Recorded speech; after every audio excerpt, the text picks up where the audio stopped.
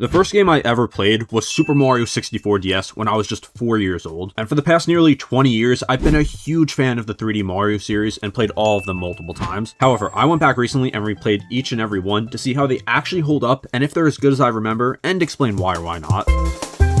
So of course we have to start with Super Mario 64, which is one of the most important games ever made. Basically, every 3D platformer after it started from the same blueprint. Going from 2D to 3D Mario is harder than it looks, because in a 2D game, Nintendo knew exactly where you were going. 2D Mario worked because they knew you were moving right, knew roughly where you jump, and could put a Goomba in the exact spot to teach you the rules without a single word. But when a third axis was added, things got a little crazy. Though Mario 64 looks primitive and the big 26 was really a sandbox for the time. Most worlds have 7 stars, each star has a name that points you somewhere vaguely, and then unlike Jersey Mike's, when you order Mike's Way, you get to decide what you do here. No one's making the decisions for you. Even before you want to go into a level, you can spend 20 minutes messing around in Peach's castle if you really want to. Nobody's stopping you except your homework that you didn't do probably. And the progression here is pretty loose. You don't need that many stars to fight Bowser each time, which means you can skip entire worlds if you really want, but where's the fun in that? Perhaps the most notable level in this game is the first, which is of course Bomb Battlefield. Now there's a lot here. There's a floating island you reach by cannon, a chain chomp straining at a post, a mountain, a valley with Koopa the Quick who wants to race you. I don't know what it is about this level, but I just always have fun with it. It's a great tutorial without being a tutorial. Some other Mario games can learn from this.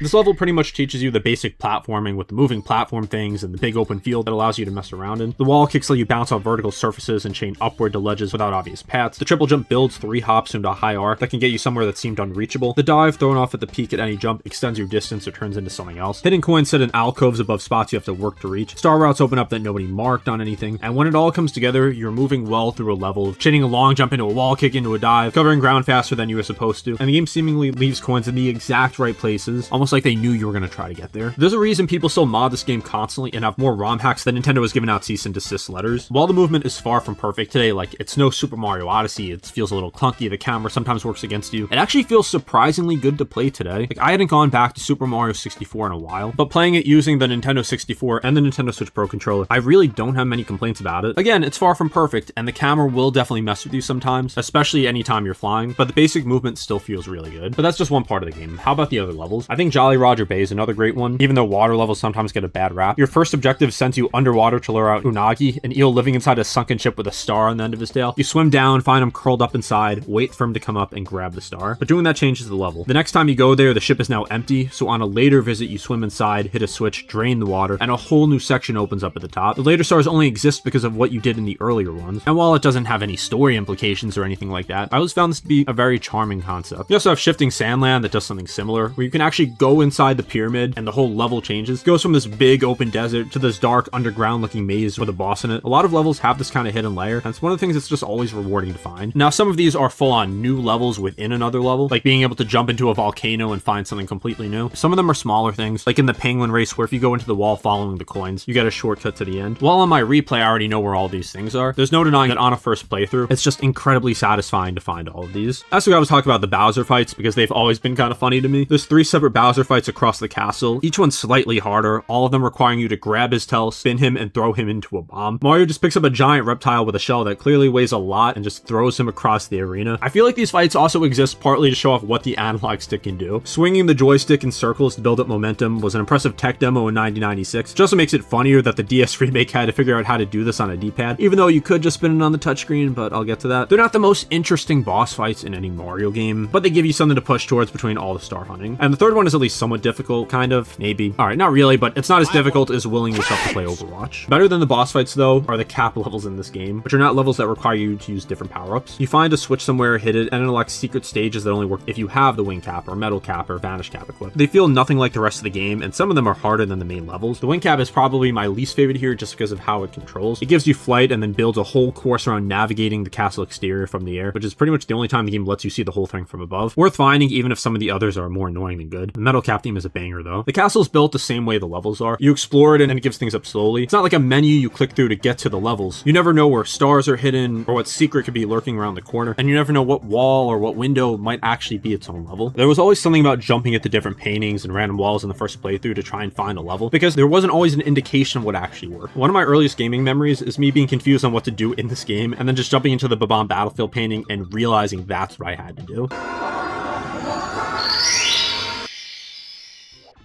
Now, to be clear, this was on the DS version. That's going to have its own entry in this video. I was actually sad when I realized some of the paintings were just there for show. There's a couple other ways to get into levels, like the boo outside that has a thing you get sucked into, the level from looking up on the rug into the light, and the desert level that is literally just a random wall. But this is something I'd love to see come back in some form. Like, we kind of got it in Mario Odyssey, but it was more of just a nod to Super Mario 64. So I've already went over a lot of the design aspects of this game, but I do want to talk a little more about the camera, even though I gave that a brief mention. It's of course ran by Lakitu, who floats behind you and can clip through walls, which apparently means in some tighter and closed spaces you just can't follow. Not really, but what I mean by that is the camera does get a little wonky. Like, sometimes it's just not the angle you want, and you do have some adjustments of the camera, but it's a far cry from being able to fully control the camera in some future games. Even though this game is 30 years old on the Nintendo 64, I feel like this is one of the few actual constraints of this game, because I feel like a lot of other decisions are very intentional and actually work to the game's benefit. One of these is the boot out system. When you grab a star, you go back to the castle, and then you have to go back to the painting and start again from the entrance. And there's a reason for this. Like I mentioned earlier, each star in a level changes the layout slightly, so the game needs to reload. It's also nice to just take a breath after getting that star, and this would become standard for the 3D Mario games, at least for a long time. Something else I have to mention is it's not just stars. Every time you lose all your health or fall off a cliff, you have to go back into the level again. And sometimes it can feel a little annoying, but I don't really think there's a way around it. Something else that has nothing to actually do with the gameplay or how you move or anything that's really tangible, but just the way the game makes you feel. Like, everything just feels kind of off in the castle. Like hearing your footsteps, going on the endless staircase, going to levels that have real pictures as the background, having these weird invisible walls. It very much makes Super Mario 64 feel like a liminal space where it doesn't seem quite right, but it's also a little comforting at the same time. Then there's even some environmental storytelling. Like in Wet Dry World, as you raise the water level and are able to go through a tunnel to see an abandoned town, it makes you think, what happened here? Who built this town? How did people even get here? It's always been something for me that has just added to this game's mystique, and even on a replay, I really love it. All of that said, the foundation is just so strong, even with some of the issues. The controls not being the tightest, the camera not being as perfect as you'd like, and the graphics obviously looking very polygonal. The game's still just fun to be in, and a lot of games from 1996 really aren't. Like I said, it's definitely shown its age, and the only people who deny it are in serious denial, but this is still one of my favorite games ever. What it lacks in modern polish, visuals, and some more complex systems, it makes up for it by just being a really fun video game with creative levels, fun and varied objectives, and a very strange vibe that's never really been replicated in the series. Like, recent 3D Mario games feel like Weenie Hut Juniors, while 64 feels like you're lost in the back rooms. Weird sound effects, liminal spaces, a sense something is wrong. Alright, I've went a little off topic, but there's plenty of great videos on the atmosphere of this game, so you should check those out. And also the other creative levels here that I didn't even mention, like Tiny Huge Island, where there's two paintings where one of them has you being small and the other one has you being huge, or Tall Tall Mountain that has you literally scaling this entire mountain and of course has its own secrets hidden. I think every single level here is memorable. I think all of them do something different, which is why even though this game is 30 years old and I've played it so many times, I still had a great time playing through it. Now, before I get to Sunshine, I just want to say, if you ever threw the baby penguin off the map in 64, you have to subscribe.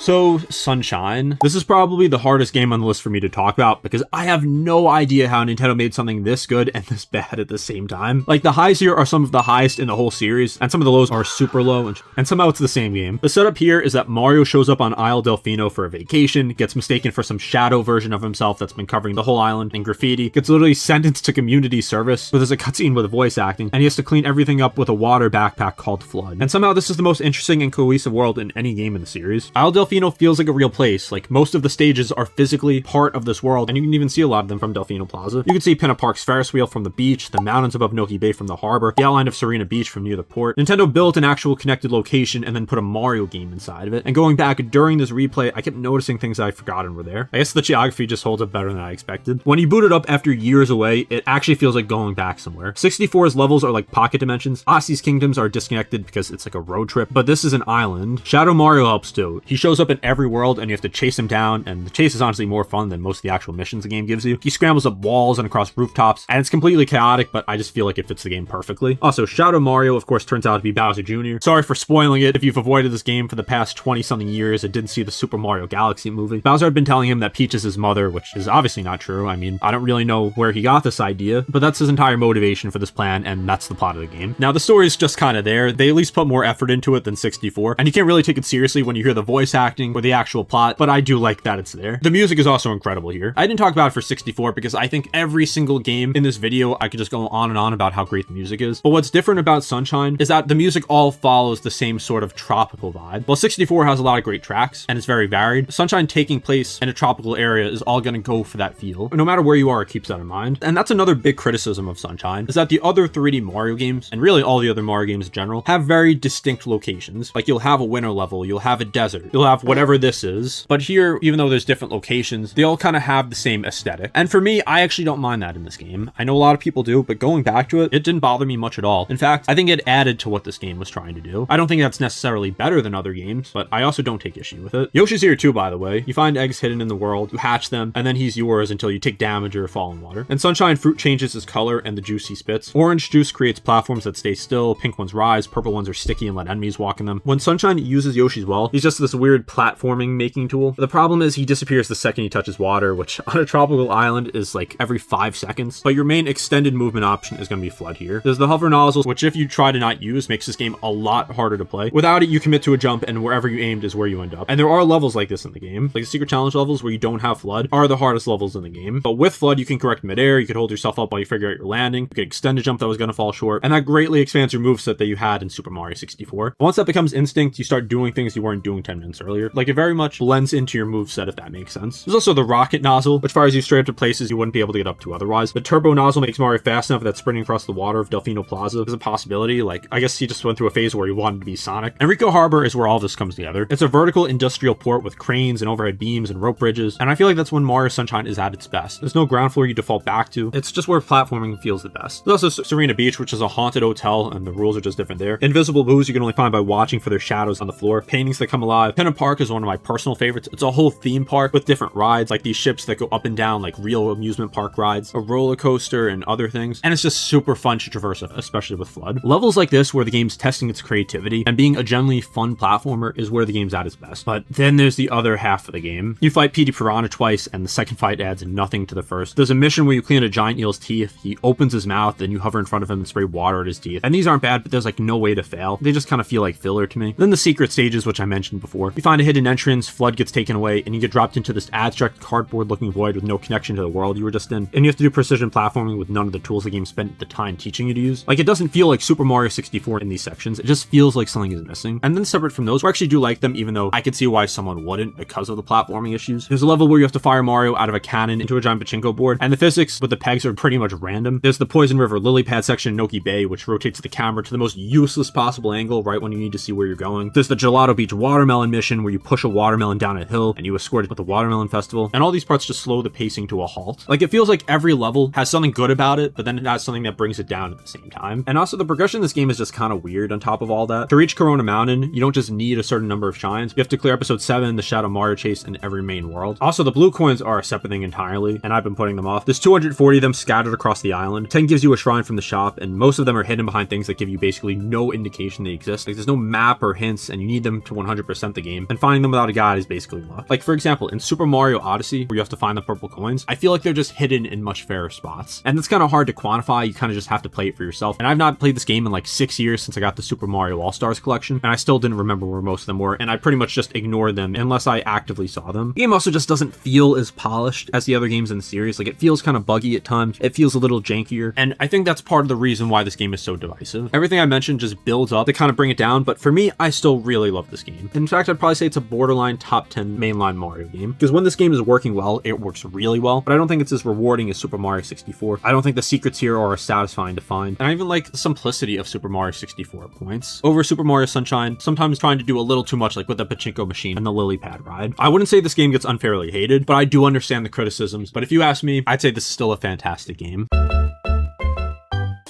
So now, Super Mario 64 DS. Probably the first game I ever played. I remember when I first got my DS in 2007 when I was just 4 years old, and I was addicted to this game for the longest time. On my first playthrough, I couldn't tell you anything about the issues with the D-pad. It just felt natural because this was the only thing I knew. I never played Super Mario 64 with a Nintendo 64 controller at that point, but going back to it, it definitely is far more noticeable because that loses a lot of what makes 64's movement feel the way it does, and anyone who's played the original first is going to notice it immediately. On a 3DS Circle Pad, it's a little better, but it's still not the same. Not everyone's going to have the same experience as I do though, so that's why I give this version a lot more credit than most other people do. But even though it has those issues, it still does add a lot of things. You start as Yoshi before you've unlocked anyone, and it's a completely different opening to the same game. He has a flutter jump, his tongue means you can eat smaller enemies and then spit them out at bigger ones. Bowser's painting is locked until you have 8 stars, and getting 8 stars as a character with a floaty jump and no direct attack is a little more challenging, but it's more interesting than it sounds, I promise. When you unlock the other 3, the differences matter. And look, I know none of this changes anything fundamentally, but like I said, having 4 characters to swap between, like even on a star that doesn't require a specific character, it's just fun to have. Mario plays closest to the original. Luigi's backflip can reach stuff that wasn't designed for his moveset. The stars you can do in ways Nintendo clearly didn't intend, and whether that feels like cheating or just finding a second solution depending on the star, usually both. Wario can break black bricks that the other 3 can't break, which opens up sections of levels that are locked off otherwise. He's slow enough that using him for anything precise is annoying, but for the stars that need him, there's no other option here. There's also boss fights added to unlock each character, and I actually like these better than most of the bosses in the original. Going back and fighting King Goomba or Goomboss for the first time in years, I still really love this fight. This is one of my favorite fights in a 3D Mario game for whatever reason. You eat the smaller Goombas and spit them back in him, and it's just super satisfying. Chief Chili is a knockout fight, but it's on a platform over an icy void that makes it feel higher stakes than anything in the original. King Boo has used Luigi's Power Flower ability to fight him like through a mirror, and it's just a very interesting fight. I remember being genuinely surprised how much I still like these fights, and it not just being nostalgia. There's also 30 new stars here, but they're kind of uneven. The best one uses a specific character ability the original never had the ability for. Like there's a star in Hazy Maze Cave where you need Luigi's backflip to reach something that's just physically impossible as Mario, and it's cool to find that. The weakest are switch and timer challenges that could be in any Mario game, but honestly, the ratio is better than I thought it'd be, and that's kind of the whole DS version in a sentence. The controls will always be the things people say first. They're right that it matters, but I think they're wrong that it's all that matters. The minigames too, there's 36 of them split between the 4 characters, and the best ones are generally good games. The Luigi ones, especially where you're in the casino, probably gave me a gambling addiction, but I mean, look at Luigi here. And also with the controls, you can control on the touchscreen even though it feels very unnatural. And I'm not going to act like I had no issues with the controls when I went back to this, but especially playing it on a 3DS, I think it is better. And in my personal, humble, subjective opinion, I prefer Super Mario 64 DS, probably because of nostalgia, but I think both of these versions are valid ways to play it. You get more stars, better bosses, 4 different characters and minigames here. In the original though, you have the better controls, so it just comes down to preference.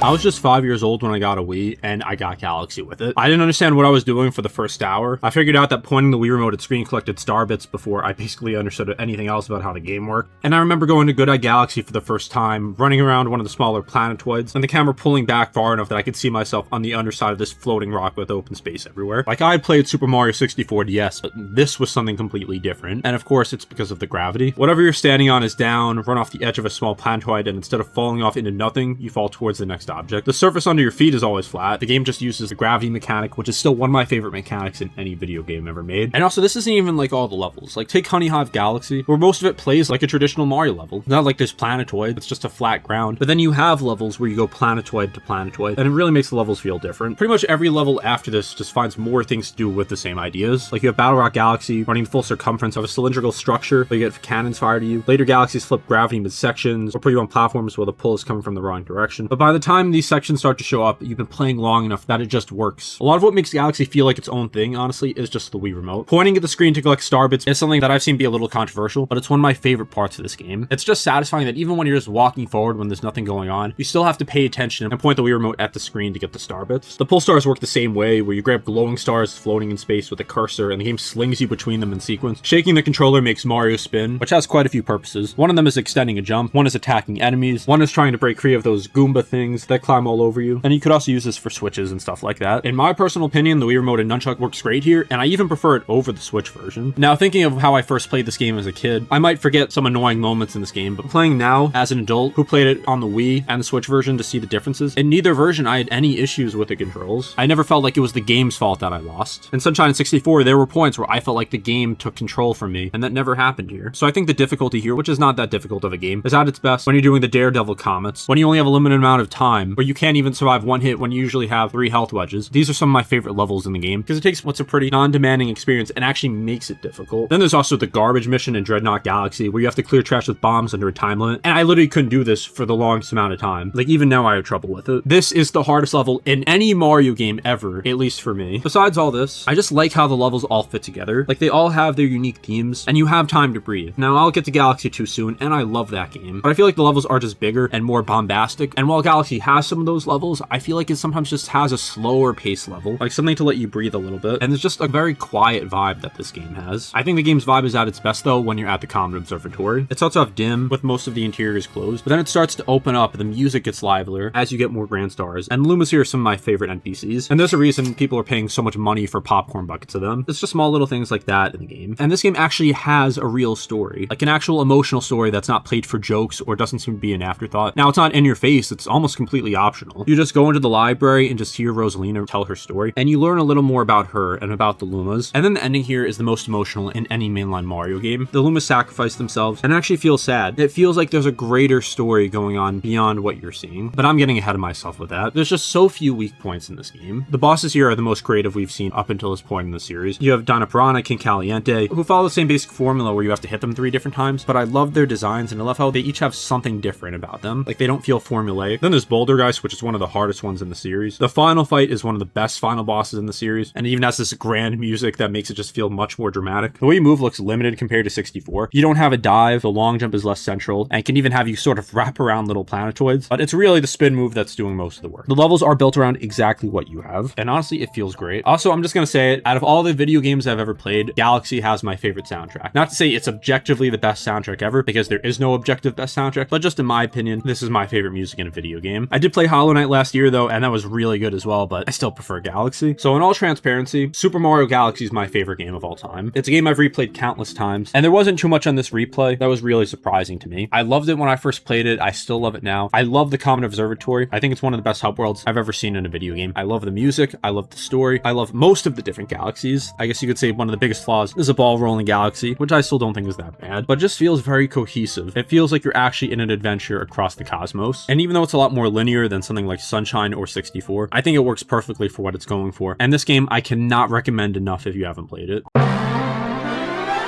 I got Galaxy 2 on launch day and fell in love with it immediately. Like, I remember just being locked in from the first level. I remember first meeting Lubba and the crew on Starship Mario, the Yoshi levels, the power-ups, it all just worked. And honestly, I think in a lot of aspects, it's actually better designed than Super Mario Galaxy. I'm not saying it's the better game, but I think some things about it are better. A lot of the levels are just better. They move faster, they test out more ideas. There's almost no point in the game where you're waiting for something good to happen. You pretty much just load into a level and you're engaged. A lot of Mario games have dead stretches. Galaxy 2 doesn't have any. Then the Yoshi sections are probably my favorite new thing. Galaxy 2 was the first time Yoshi had a real starring role with the full power-up integration. Like, yeah, he was in Sunshine, but only in limited sections. Here, there's 3 fruit power-ups that built around him. The Dash Pepper turns him into a barely controllable speed demon that can run up walls and across water. The Blimp Fruit inflates him so much he can float upwards. The Bullberry lights up hidden paths that are otherwise... On top of that, his normal flutter jump gives those sections a different feeling. Like, it feels like it's built around him. Each one basically turns the game into something else for however long you have it, and Nintendo really hasn't used any of these since, which is just kind of a waste. The Cloud Flower is still my favorite power-up in this game. You get 3 spawnable cloud platforms placed in midair, and this is an awesome idea you could play around with. The game builds entire galaxies around the decisions of where to place them. Levels where you have a part where you have to manage your clouds and try to cross large gaps. Fluffy Buff Galaxy, Cloudy Core Galaxy, like, these levels specifically exist to use this power-up. Throwback Galaxy Remix Realms Fortress from 64 with Galaxy's graphics, enemies, and of course Starbits. And it's one of my favorite levels in the game, just as someone who grew up with Super Mario 64. Flip Swap Galaxy is 2 colors of platforms alternating when you spin, which sounds manageable until the scroll speed picks up and both are disappearing and appearing faster than you can read them. Boss Splits Galaxy strings 5 bosses from Galaxy 1 back to back. Dino Piranha, King Caliente, Major Burrows, Boulder Geist, and Fiery Dino Piranha, and you only have 1 attempt with no checkpoints. The music keeps pace with the first game, which I didn't think was possible. The final level's Orchestra, Bowser's Galaxy Generator. Throwback Galaxy is an awesome rendition of the original. Do I think it's better than Galaxy? I don't know. I think it's pretty similar. Overall, this is maybe my second favorite game of all time, but I do like Galaxy better. First of all, while I like Starship Mario, it's not even close to the Comet Observatory. Starship Mario just feels like a place. The Comet Observatory feels like a lived-in place. There's also not really much story in Galaxy 2. Like, they took a big step back here and very much just made it a save the princess plot. There are barely any Rosalina in this game. There's also a more traditional world map here. Instead of getting access to different areas that have their own galaxies in it, you have the worlds and you progress that way. Not bad, but I prefer Galaxy. And also, the levels here, like I mentioned, are like a lot more bombastic. Like, it never lets off. Like, the levels are great here, but it's just like a relentless pace. In Galaxy 1, you had more breathing room. You had Beach Ball Galaxy, Dusty Dune, Sea Slide. A lot of slower levels that give time before the next faster paced one. There's a couple levels like that here, but it's not as laid back as Galaxy was, if that makes sense. Still a fantastic game, though. There's also a crazy amount of content in here. Like, there's double the stars once you finish the game. And your reward is Grandmaster Galaxy, which is one of the hardest challenges in any Mario games. And it's actually rewarding because of all the work you had to put into to actually actually reach it. However, I will say that while the main campaign I feel to be nearly flawless, the green stars just aren't as rewarding. Like, you finish the main game and then they unlock across every world as hidden collectibles, and some are clever, but a lot are just floating in spots you didn't look. And the fact that you have to get every single one to get Grandmaster Galaxy does get pretty tiring, even if it is rewarding at the end. Overall, pretty much everything that makes the original Galaxy great makes Galaxy 2 great, and it's a very similar game, and you can't go wrong with choosing either one. For me personally, I like Galaxy 1 better. I like the pacing better, I like the story better, and I like the music maybe slightly better, even though it's very close. But if you don't really care about the story or the atmosphere more, I think Galaxy 2 is the better design game in that aspect. 3D Land is probably the most slept on game on this list, and I think I know exactly why. It came out in the middle of the new Super Mario Bros. Era when everything Mario adjacent felt like Nintendo was just doing the same version of whatever worked. And from the outside, 3D Land looked exactly like that. The same flagpole, same Bowser, same mushrooms. You'd see a screenshot and think, alright, this is just portable new Super Mario Bros. In 3D. And that's sort of true. There's a flagpole at the end of every level runs left to right. You have your standard assortment of enemies. Not really any story here. Nintendo looked at the new Super Mario Bros. Generation and said, let's make 3D Mario feel like 2D Mario until you're comfortable. And then in the second half, it actually starts to pick up. But before that, one of the big parts of the marketing of this game was the Tanuki suit from Super Mario Bros. 3. Its hover will smooth out small mistakes, which makes sense on a tiny screen with depth perception is just a little harder. There also are depth tricks built specifically for the 3DS. Like your raccoon tail shadow shows up on the ground before you can judge where you'll land. And of course, you can actually put on the 3D slider for certain rooms. You have to like go across these block things. And I'm gonna be honest, I barely ever used the 3D on the 3DS, but I guess these were all right. The game for the most part plays perfectly fine. Mario controls how you'd want him to control, although there's not really any additional movement options outside of the standard ones. The levels all kind of have the new Super Mario Bros. Aesthetic. There's not really too much different. And the game doesn't really test as many ideas as the previous games. Most people play the first 8 worlds and think that's the whole game, and they're not wrong exactly. I mean, that's the first 8 worlds of the game. That's a significant part of it. That's completing the main story, and it's extremely easy. But when you beat the final Bowser, a second set of 8 worlds unlocks, and you can play the same levels again, only more difficult with Luigi. Like World S5's airship, it's the same ship layout you've been doing all game, same boom boom at the end, but now faster auto-scrolling and boomerang bros from multiple angles and bullet bills crossing at the same time. Suddenly, it's a different challenge that looks exactly like every other airship you already did. The first 8 worlds aren't filler, they play fine, but I feel like if the main game had the same difficulty as the back half of the game, this would have been a more enjoyable game. And speaking of the easiness of this game, if you die 5 times on an uncleared normal world stage, the game offers you the invincibility leaf. If you die 10 times, it offers the P-Wing, which basically sends you near the goal. Nintendo really built a mercy rule into this game, and there's really no reason anyone needs this unless they're just horrendous at Mario for whatever reason. There's also mystery boxes in certain levels, blue question mark boxes that pull you into bonus challenge rooms, and I think the best ones are actually harder than anything in the main game. Finding one feels like the castle secrets in 64 on a smaller scale, because the game doesn't really have as many secrets as you would expect from a 3D Mario game. The soundtrack is fine, like it's pretty forgettable if I'm being honest. Like the main theme is cool, but a lot of the music here is just remixes from other 3D Mario games, and it sounds good, but when you compare it to the Galaxy games, to Sunshine, to 64, it just isn't even in the same realm as those games. I went back to it, and I just genuinely didn't remember a lot of the tracks, and a lot of the tracks I did remember were just remixes. It also gave me almost no challenge. Now, I'm not saying that the Mario games are usually a challenge for me, but it usually doesn't feel like it's always a breeze. Like, there'll usually be some parts that give me trouble, and there are in the back half, but when there's 8 worlds that are about as easy a task as to rage bait someone on YouTube, and there's not really anything unique or any story elements or any great music on the side, I feel like it really brings this game down. Like, yeah, the Galaxy games aren't the hardest games, but I didn't feel like it was a breeze 100% of the time. Plus, you get to test so many different ideas, you get to see so many different unique locations, enemies, boss fights, you hear the great music, and that makes up for the game not being super difficult. However, I don't think this game is bad. I think it's an enjoyable game for what it is in the first half. I don't think it's a masterpiece or anything, but I think it's absolutely worth playing for any Mario fan. Like, it still is a good 3D platformer. It's just not a great 3D platformer like the previous games. And on one hand, it makes sense because this is a portable 3D Mario on the 3DS. It's not going to be able to do the same ideas as the Galaxy games, for example, even though it kind of tests a couple of them from Galaxy 2. I think this game could have been a lot better, though, if they just had a little more difficulty throughout, didn't try to make it so handholdy, and didn't have that new Super Mario Bros. Aesthetic with a lack of unique environments and unique enemies. So with all that being said, I think this is a really good game that I enjoyed in my first playthrough, and I enjoyed here.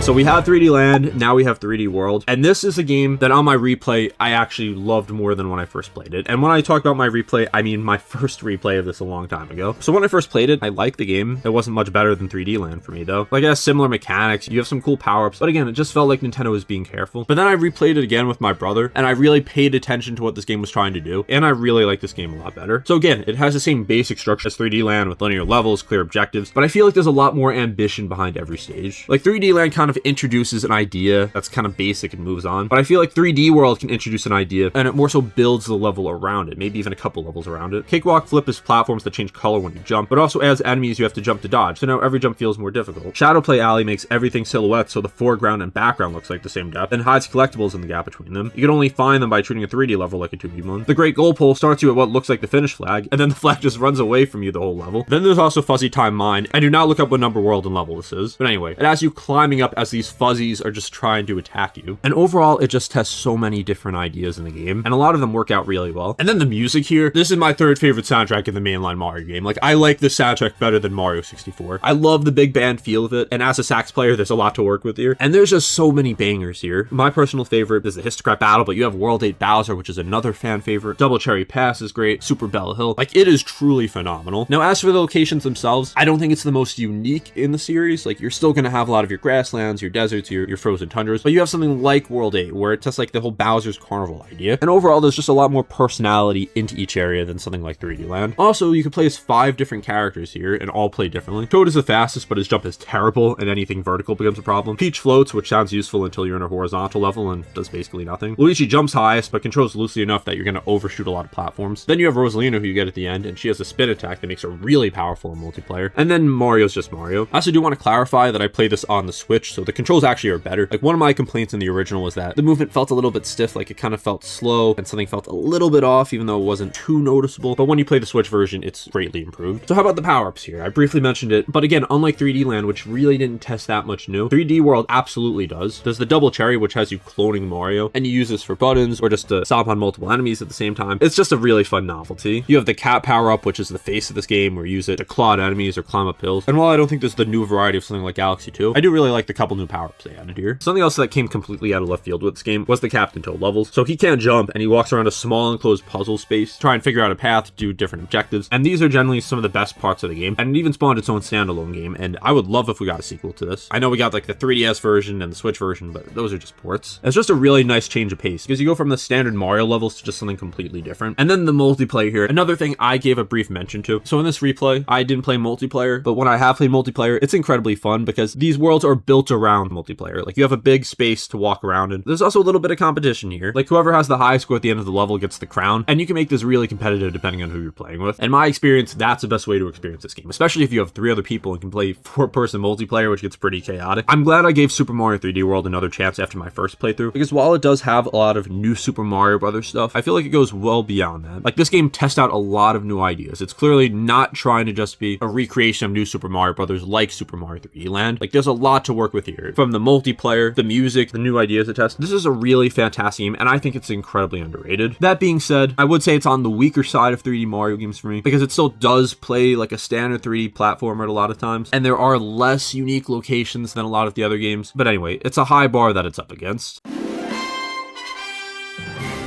And now for the most recent full 3D Mario game, keyword full. Odyssey was probably the most hyped I've ever been going into a game. I watched every trailer, I was analyzing it, I was doing videos on YouTube about this, which I don't even know if they're still public anymore. I got it on launch day and finished it not soon after. Odyssey has more movement than any other game in the series, which is wild to think about, and you never have to touch any of it to finish the game. A new player could walk to objectives. Like, there are people who try to beat this game without jumping, but someone who spent real time with the moveset is just gonna be in motion constantly. They're gonna cap their when it dives, roll, cancel, vector, redirect. All these very mechanical things you've probably seen if you're like me and used to watch challenge videos on YouTube. And I think cap diving is like the main thing here. You throw Cappy forward and dive into midair, which gives you an extra jump and you can even use to redirect your momentum. And this is not easy to perfect. Like, yes, it's easy in concept, but to actually get it down, to do some of these challenges, to really master the movement in this game, like, it is difficult, and I still haven't done it. So props to people like DGR who kind of pioneered all of this. But anyway, I think what makes this game so fun to play is just simply the movement. Like, I don't think it's a Mario game that necessarily has bad movement, but go from Super Mario 64 to this, and it's just night and day. That's why there are so many people who found fun in this game by just doing simple challenges, trying to reach a certain ledge or trying to get across a gap, because the advanced movement is just so satisfying and gives you enough room to work with that. Anyway, that's only one part of the game. The big thing here is the capture mechanic, where you throw Cappy at an enemy or an inanimate object and you capture it. Like, if you take over a bullet bill, you control that bullet bill. If you control a Goomba, you can stack them. You can take over a certain letter if you really want. And I don't know who came up with this idea, but it is maybe one of the most creative things I've ever seen in a video game, because it is just just pure fun. Like, you can capture someone who's controlling an RC car, hell yeah. Now, it raises some ethical questions, but we're not going to talk about that. So, of course, not all capture mechanics are created equal. Some of them, like the letter, don't really do much, but some of them, like the T-Rex, or like the tank, or you know what, even the frog, they just feel super fun to control, and it really varies the gameplay. Anyway, I think I'm getting ahead of myself. Let's talk about the beginning of the game, because this game does have a story. It's not a crazy story. It's not on the level of Galaxy 1, in my opinion. But basically, Bowser kidnaps Peach and is trying to get married to her. So he enlists the help of the Brutals, who are wedding planners who fight you throughout the game. And it is very simple, but I appreciate that it's there. Then you start in the Cap Kingdom, you get Cappy, you learn the moveset, and you move on from there. So for the first time since Super Mario Sunshine, the world feels a lot more open, like a sandbox. It's not going from point A to point B. So the Cap Kingdom is pretty small, but once you get into Fossil Falls, there's so much you can do. You could try to find the purple coins so you can unlock costumes. You could find stars in pretty much any order. And there's a bunch of different mini tasks hidden around the world. Like, for example, the 8-bit Mario sections where you go through a section in the wall to get a moon. Or sometimes it's just ground pounding in the right spot. I think the game is at its best when it has platforming challenges or it has different tasks to get a moon. Because unlike previous Mario games, even games like 64 and Sunshine, there's a ton of moons in this game. There's like 900, plus you could buy more. So obviously not every moon is going to be like its own thing. It's not like you get a moon and then go back and something is different. No, the game is very continuous. You could be in a kingdom as long as you want, get as many moons as you want, and then move on. And the kingdoms here have a lot of really fun ideas. Like, you have Fossil Falls, which is not your standard grasslands because there's a literal T-Rex there. Feels like a land before time. You have the Luncheon Kingdom, which I don't even know how to explain. You have the Lost Kingdom. You have the Ruined Kingdom, which literally has this dragon from a seemingly completely different game in it. You have New Donk City, which I need to take a minute to talk about because when I first saw it and when I first played it, it was my favorite kingdom in the game. Like, we've never seen something like this in a 3D Mario game. Literally going to a full city, like something that's supposed to be like New York City, and just exploring, and it's a ton of fun with a lot of hidden stuff there. Bowser's Kingdom here is a more Japanese-inspired influence, of just being the typical Bowser's Castle. And then, spoilers if you have not played this game after 9 years, you go to the moon in this game, and the physics change, and it's super fun to control. And then after you beat the game, there's a dark side of the moon, and then the darker side, which is one of the hardest challenges in a Mario game, and something I specifically wanted to go back to for this replay. And while I was able to finish it, and it wasn't as difficult as the first time, it is a challenge. Like, if you are not good at Mario games, you're gonna struggle a lot with this. This game is by far the most fun platforming in the game. However, it's not a perfect game. Yes, it's cool that you can explore moons and get them in any order, and it's a big open sandbox in each kingdom, but the issue is it's not as rewarding to get a moon compared to like a star in 64 or the Galaxy games, or a Shine Sprite in Super Mario Sunshine, because since there's so many, it kind of feels like quantity over quality at times. That being said, I don't think most of them are bad. I think some of the moons are kind of just in random places and don't require much work, but I don't think there's that many that I dreaded getting. Something I've always wanted for this game was like a challenge pack or something, because while there's some challenges, there's some rooms where you actually don't have cappies, sort of like those levels in Super Mario Sunshine, and you can create your own challenges. I wish they made some sort of pack or some side mode that really had super difficult platforming, or maybe had cappy-less sections to just make it more difficult. Now, that's not a knock on the game, but it's something I would have loved here, with just how fantastic the actual platforming is. So going back to this game, it's a blast. It's not quite the same as the first time I played it, because just the feeling of discovering all the hidden things, capturing certain enemies and objects for the first time, it's a feeling you can't really recreate. But this game just feels like a celebration of Mario, and it's crazy how it's been almost 9 years now, and we've not gotten a full 3D Mario since this. So I can only hope whatever the next game is really expands upon this, because I think Mario Odyssey is a great formula that they can build on.